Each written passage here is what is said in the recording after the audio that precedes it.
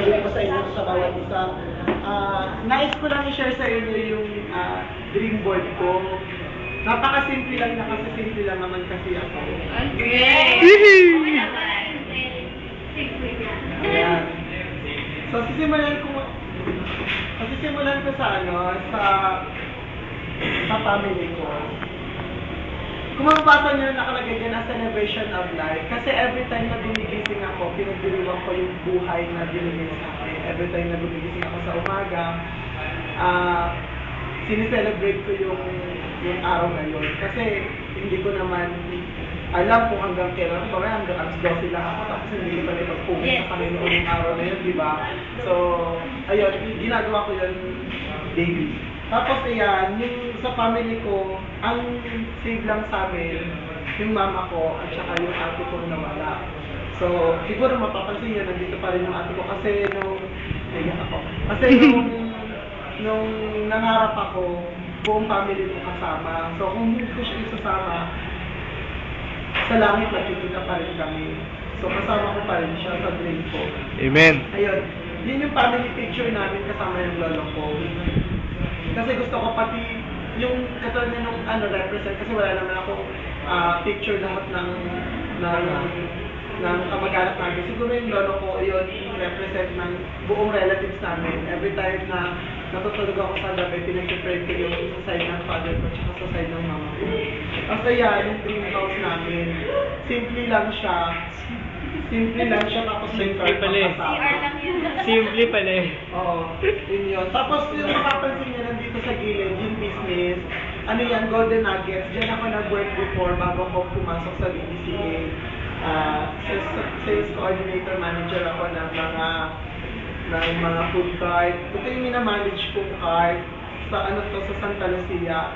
Kaya nawala to, kasama kong nawala. Kaya napunta ko sa Bible School. Sabi ko, itong cart na to, pagkatapos ko, lahat kasi to mangyayari. Itong plan na to, mag-start to ng 2015 pagkatapos ko sa Bible School. Kasi hindi ko naman siya magagawa ngayon ng unti-unti na nag-aaral pa ako sa Bible School. Gusto ko pagkatapos ko sa Bible School, mag-aral. Ito lahat, tutuparin ko lahat yan. Yung nakalagay dito. Kaya simple lang, konti lang yung mga nakalagay dito. Kasi gusto ko lahat ng nakalagay dito is matupad. Kaya nga tinatanong ko kay Pastor kanina kung mahirap pang makapasok ng Israel o madaling makapasok ng Israel. Ayun, sabi nga ni Pastor, kailangan magkaroon meron kang background para papasok ka dito sa tourist. O meron kang ipapakita. Kung wala kaming business, paano ko magagawa yun? Paano ko magagawa na meron akong sariling business sa Philippines, meron akong minamanage, punta ko ng Israel para may ko. Ayun. Tapos yung papa ko, pinagpe-pray ko yan, tsaka yung isa ko pang ate kasi hindi pa sila nakakakilala sa Panginoon. Kaya minsan yung makikita nyo sa picture ko, kasama ko lang lagi mami ko. Ito yung church namin. Ito yung church na tinitira namin ngayon. Nakapunta na rito si Leslie, si Sherry, tsaka si Ate Helen sa church namin. Dito kami nakatira kasi caretaker kami ng church since, hindi ako nagkakamali, 1996 ata 1993. Dito na kami nakatira. Skeleton pa lang po, dito na kami nakatira. Tapos ito na yung pinakatapos ng church namin. Tapos ito yung ministry sa church namin, which is ang involved lang talaga yung mami ko. Kasi although lahat kami nakatira sa church, pero mami ko lang yung kasama ko sa pag-ministry sa church. Pero gusto ko din na isama yung pamilya ng buo mag-ministry doon sa mismong tinitira namin ng church. Itong church kasi namin na to, wala tong Sunday service. Ang nandito lang dito is Sunday school. Sunday school lang yung nangyayari dito sa mga bata. Yung mother church ng church namin, doon kami nagsa-Sunday service every Sunday ng 9 o'clock to 12 noon. Yun lang yung namin. So, pinagpe-pray ko din siguro kaya inala ko ng Lord, sinenda ko sa Bible School para itong church na to is ako yung humawak. Itong church na to naka-ready na. Siguro, kasi ang daming nag-attempt mag-rent ng church, hindi pumapayag yung head pastor namin, hindi pumapayag. Sabi ko, kung ako yung propose doon sa pastor namin, sana pumayag siya. Ano, yung dream ko mismo doon ako sa church na tinitira namin. Ngayon yung ginagawa ko sa church namin, Sunday school teacher po ako, tapos at the same time din po sa mga nanay. Kasi yung mami ko kasi ngayon, hindi siya gaano makapagsalita. So, ako yung sa kanya, nag-turn over din na mag-share. Although, ako is 25 years old, yung mga harap ko mga nanay na marami na silang experience sa buhay. Pero, by God's grace pa rin, yung mga member namin sa church, kasi yung church namin, wala pang Sunday worship, parang Sunday school sa mga bata at the same time, pagkatapos ng Sunday school sa mga nanay, yun lang yung nangyayari. Pero, kaya nga diba sinama ko siya sa dream board ko, kasi nga gusto ko na itong church na to magkaroon ng Sunday worship service, na kung saan kasama din ako doon sa church na yon. Ayun. Tapos sa sarili ko, eto nasa Bible school ako, dinala ko rito ng wala akong pera. Kasi nga nung nawala yung food cart na inaano ko, na minamanage ko sa Santa Lucia. So nawalan din ako ng trabaho. Tapos sabi ko sa panalangin ko na, Lord, kung bibigyan mo ako kung iaalam mo ka na mag-aral sa BBCA, Lord, bigyan mo rin ako ng income, which is yung 4 na bata at yung isang bata na yan, tutorial ko po yan.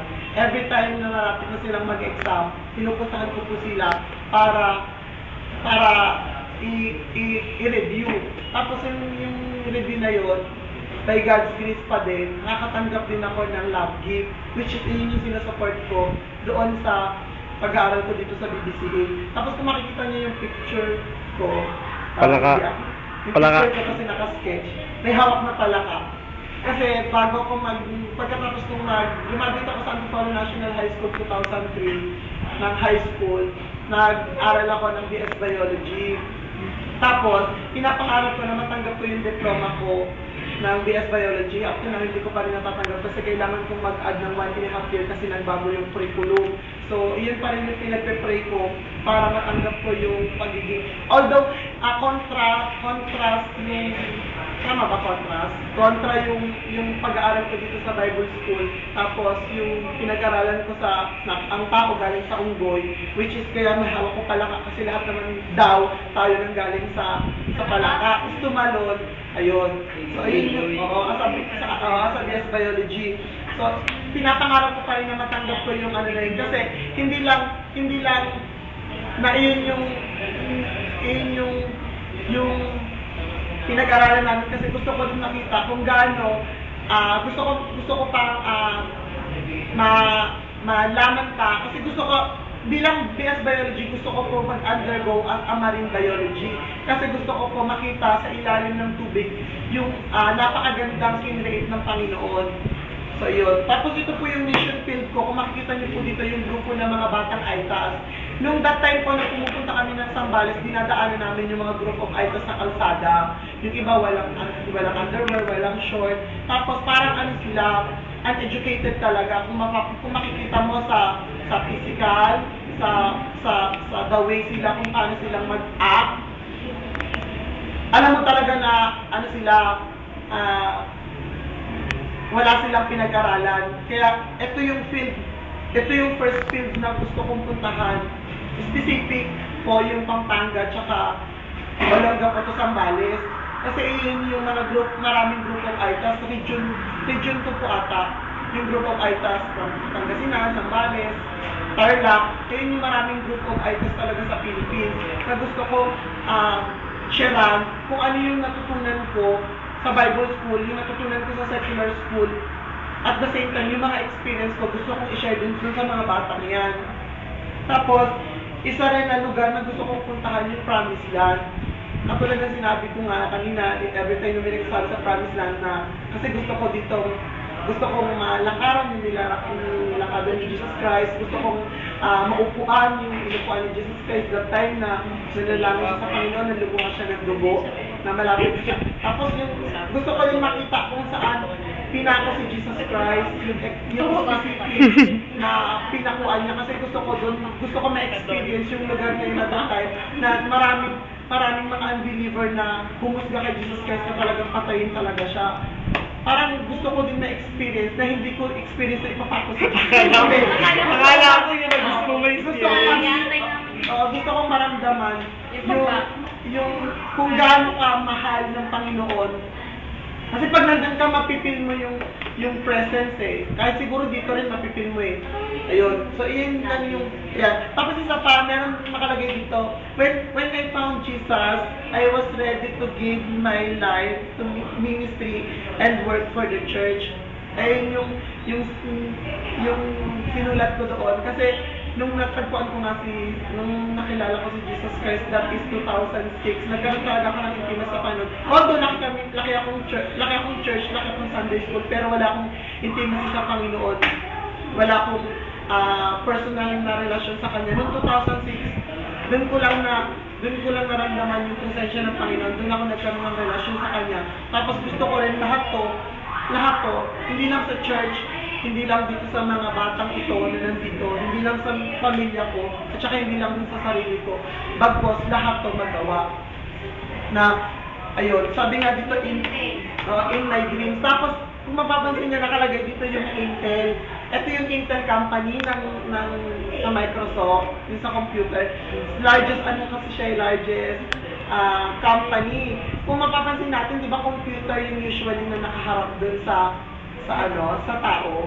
Halos lahat nakaharap sa computer, di ba? Gusto kong maging partner ng Intel.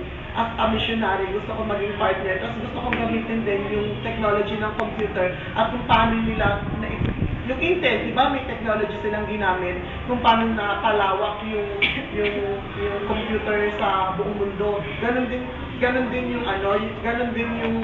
yung pinangarap ko kung paano ko ma-spread yung greatest gift na natanggap ko nung 2006. Gusto ko rin i-share yung gift na yon sa mga taong ito, sa pamilya ko, sa mga church, sa mga bagong member ng church namin, at saka din sa mga kasama ko sa buhay ko. Lupit!